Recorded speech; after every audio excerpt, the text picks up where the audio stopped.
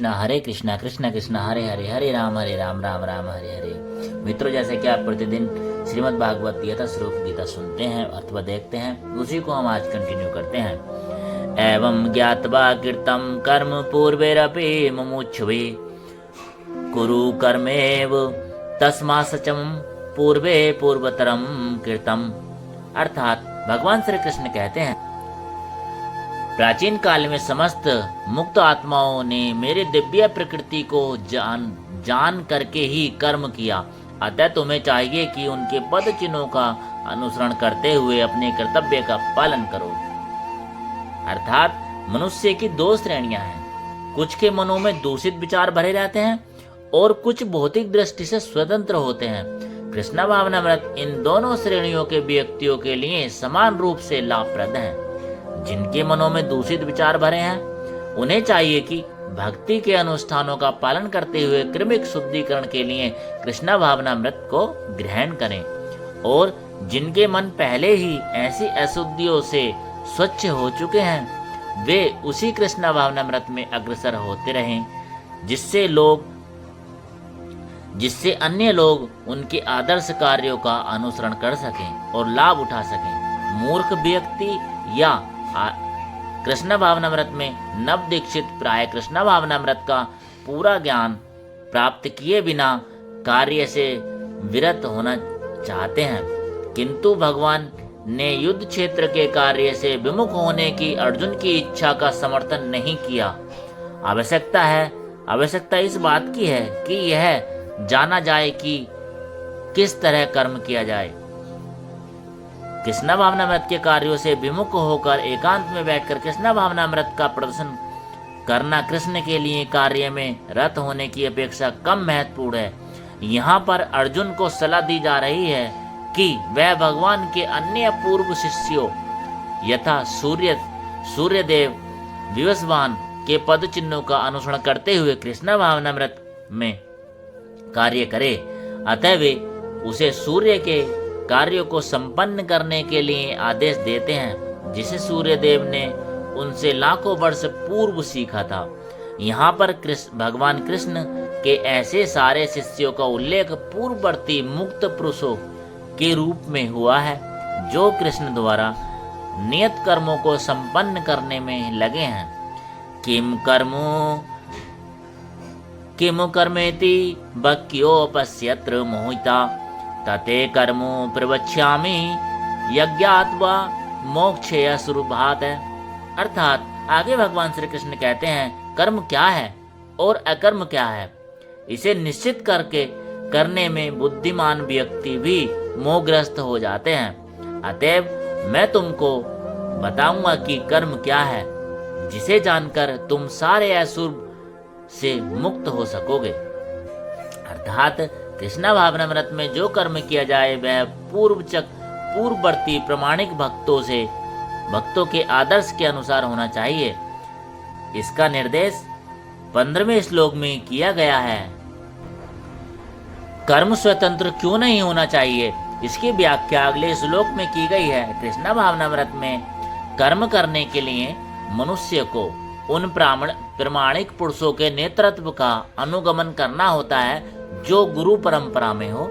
जैसा कि इस अध्याय के प्रारंभ में कहा जा चुका है, कृष्ण भावनामृत पद्धति का उपदेश सर्वप्रथम सूर्यदेव को दिया गया, जिन्होंने इसे अपने पुत्र मनु से कहा। मनु ने इसे अपने पुत्र इक्ष्वाकु से कहा, और यह पद्धति तब से पृथ्वी पर चली आ रही है। अतः परंपरा के पूर्ववर्ती अधिकारियों के पद चिन्हों का अनुसरण करना आवश्यक है, अन्यथा बुद्धिमान से बुद्धिमान मनुष्य भी कृष्ण भावनामृत के आदेश कर्म के विषय में मोहग्रस्त हो जाते हैं। इसलिए भगवान ने स्वयं ही अर्जुन को कृष्ण भावनामृत का उपदेश देने का निश्चय किया। अर्जुन को साक्षात भगवान ने शिक्षा दी। अतः जो भी अर्जुन के पद चिन्हों पर चलेगा वह कभी मोहग्रस्त नहीं होगा। कहा जाता है कि अपूर्ण प्रायोगिक ज्ञान के द्वारा धर्म पथ का निर्णय नहीं किया जा सकता।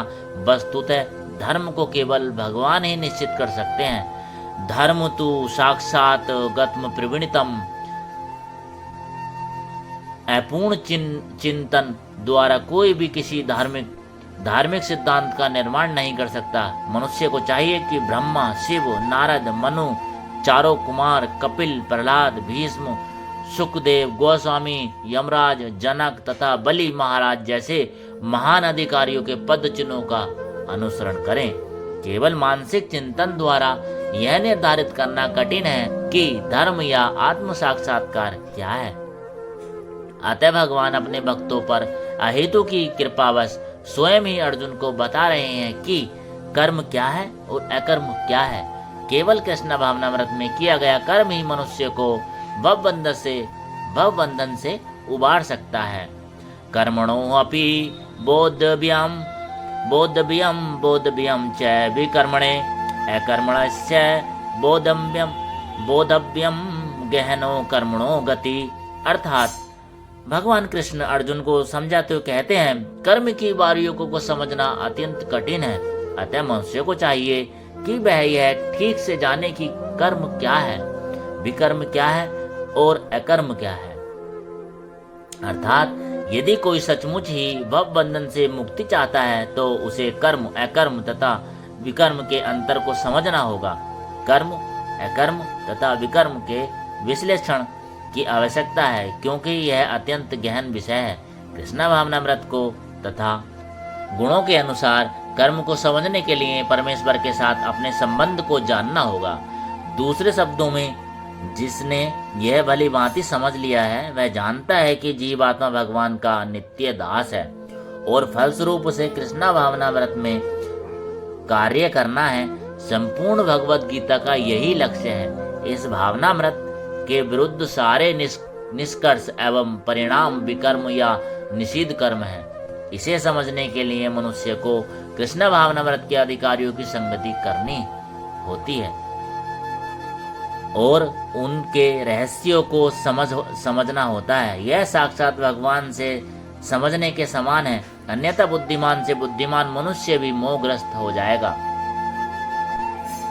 कर्मण्य कर्म यह पश्येद कर्माणि च कर्म यह स बुद्धिमानस्यु स युक्ते कृतस्य कर्म कृत।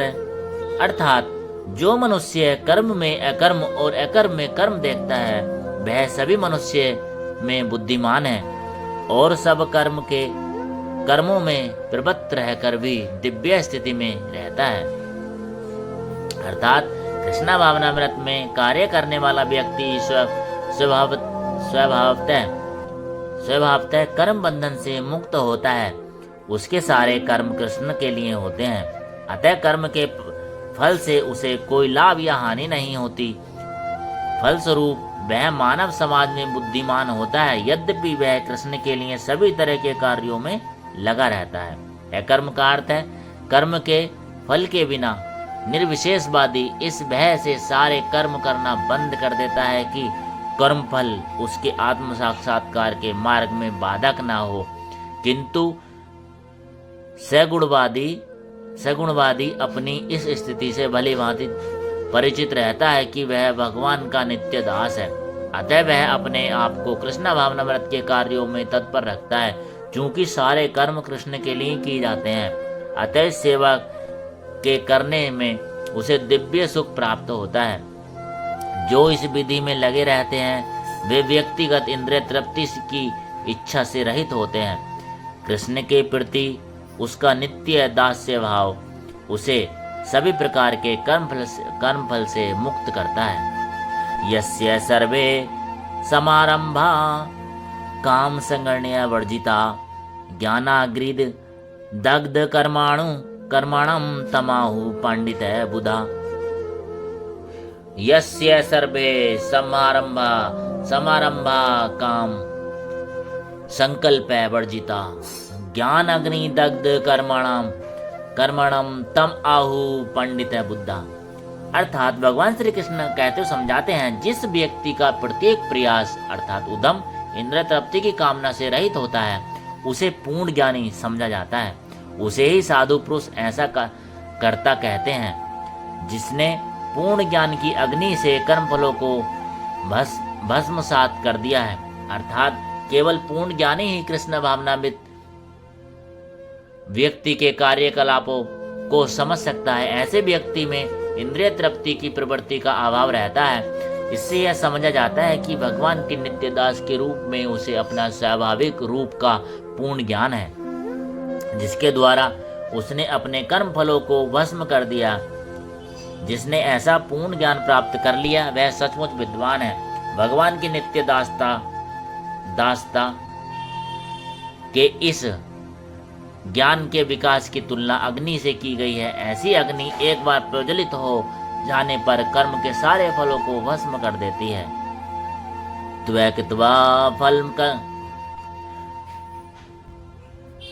त्वकित्वा कर्म फला संगणम नित्यो तृप्त्यो निराश्य कर्मण्य भी प्रतो अपि नेव कश्चि करोति स। अर्थात अपने कर्म फलों की सारी आसक्ति को त्याग कर सदैव संतुष्ट तथा स्वतंत्र रहकर वह सभी प्रकार के कार्यों में व्यस्त रहकर भी कोई सकाम कर्म नहीं करता। अर्थात कर्मों के बंधन में इस प्रकार की मुक्ति तभी संभव है जब मनुष्य कृष्ण भावनामृत होकर हर कार्य कृष्ण के लिए करे। कृष्ण भावनामृत व्यक्ति भगवान के शुद्ध प्रेम बस ही कर्म करता है। फलस्वरूप उसे कर्म फलों के प्रति कोई आकर्षण नहीं रहता। यहाँ तक कि उसे अपने शरीर निर्वाह के प्रति कोई आकर्षण नहीं रहता, क्योंकि वह पूर्णतः कृष्ण पर आश्रित रहता है। वह न तो किसी वस्तु को प्राप्त करना चाहता है और न अपनी वस्तु की रक्षा करना चाहता है। वह अपनी पूर्ण सामर्थ्य से अपना कर्तव्य करता है और कर्म पर सब कुछ छोड़ देता है। ऐसा अनासक्त व्यक्ति शुभ अशुभ कर्म फलों से मुक्त रहता है, मानो वह सब कुछ भी नहीं कर रहा हो। यह अकर्म अर्थात निष्काम कर्म का लक्षण है। अतः कृष्ण भावना में रहित कोई भी कार्य कर्ता पर बंधन स्वरूप होता है और विकर्म का यही असली रूप है, जैसा कि पहले बताया जा चुका है। शेष चर्चा आगे। हरे कृष्णा कृष्ण कृष्ण हरे हरे, हरे राम राम राम हरे हरे। चैनल को सब्सक्राइब कर लेना, वीडियो को लाइक कमेंट शेयर कर देना। प्रतिदिन आपको भगवत गीता चर्चा सुनने को मिलती रहेगी। यथास्वरूप जय श्री कृष्ण।